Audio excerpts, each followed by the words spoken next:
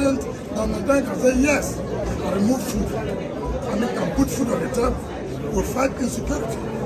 That's what we give. Not some people who are talking about ethnicity. No. And who is on your mind? Don't worry. The governor of Rivers State, Nyesom Wike, has endorsed his Lagos State counterpart, Babajide Sanwo-Olu, for second term in office. This was disclosed by Sanwo-Olu's chief press secretary, Gboyega Akosile, in a statement on Tuesday. Akosile wrote, Rivers State Governor Nyesom Wike endorses Lagos State Governor Babajide Sanwo-Olu for second term in office. The endorsement comes despite Wike's party, the People's Democratic Party, having a governorship candidate in Lagos in the person of Olajide Adediran, popularly known as Jandor. Meanwhile, youth under the aegis of the New Northern Initiative for Growth has won the Arewa Consultative Forum to desist from endorsing any presidential candidate from the north. They were reacting to the alleged adoption of the People's Democratic Party presidential candidate Atiku Abubakar by the ACF as a sole candidate. Addressing journalists on Tuesday in Bauchi, the national president of the initiative, Lawal Sahab, said that supporting Atiku based on sentiment would put the region out of political circulation. They claimed that the so-called northern leaders endorsing the PDP candidate are doing so out of desperation to retain power.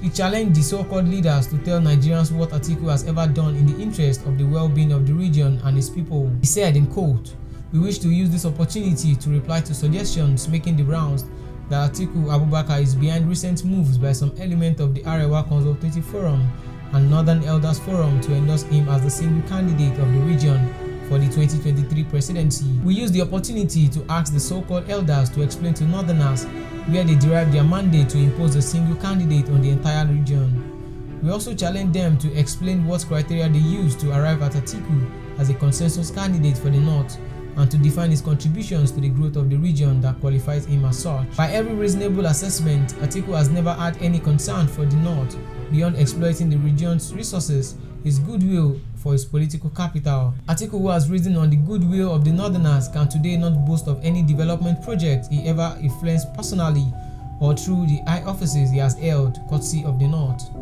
It is in his blind desperation to secure the presidency that Atiku is sponsoring capitalist northern leaders with no record of achieving anything for the region to manipulate the conscience of the northerner into believing that lies, that he is a true northerner with good intention for the region, whereas the opposite is the case. The capital-minded northern elders are so blinded by their acquisitive tendencies around ripping the nation with Atiku's main agenda for privatizing major public assets. It is important for the people of the North to refuse to be drawn into the lost battle of pitching all its eggs in one basket, especially since Atiku's antecedents of non-performance throughout his tenure as vice president have made him unreliable and a major risk for the North to take. It's a president that has the interests of Nigeria, a president that has experience in governance, a president that Nigeria can say yes, and remove food, and it can put food on the table, will fight insecurity. That's what we give. Not some people who are talking about ethnicity. No. And who is on your mind? Don't worry.